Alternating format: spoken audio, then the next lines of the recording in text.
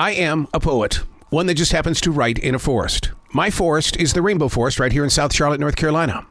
When I enter this forest or any other collection of trees, I never know what I'm going to write about. Remember, these aren't my words. These are the lyrics from Rainbow Forest. Chapter number 372, June 11th, 2023.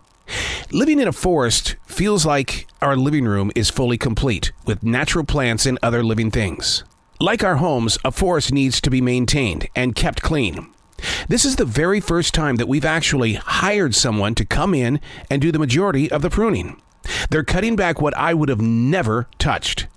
These trees are a huge part of my life. Like other things in our lives, we choose to find reasons to not get rid of stuff.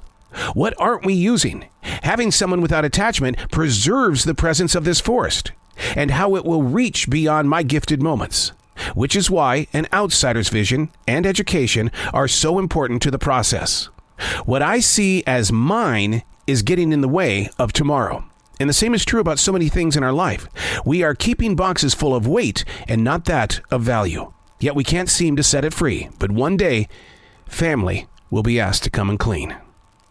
The forest with its limbs. The forest with its ideas.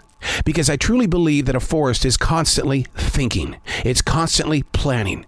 It knows the curve of the wind and really can feel the atmosphere change when bigger storms march on in. The forest is always present. It knows its ability versus its inability to survive. When I first came to this forest in 1992, it was an injured collection of trees due to acid rain. Kind of funny how we don't hear about acid rain anymore. Why is that? Have we started taking better care of the trees, the soil, the birds that come? Why is it that trees were so severely injured back in the 1990s, but today we don't hear of that? We hear of tree disease, the human hires an arborist, or the human cuts it down. But the connection and the presence of the forest, it's much wiser than we are. The forest is losing the war against survival. Its biggest enemy? Us. And from the very beginning, living in a forest feels like our living room is fully complete with natural plants and other living things. When you live within the trees, your story is preserved in your moment of now.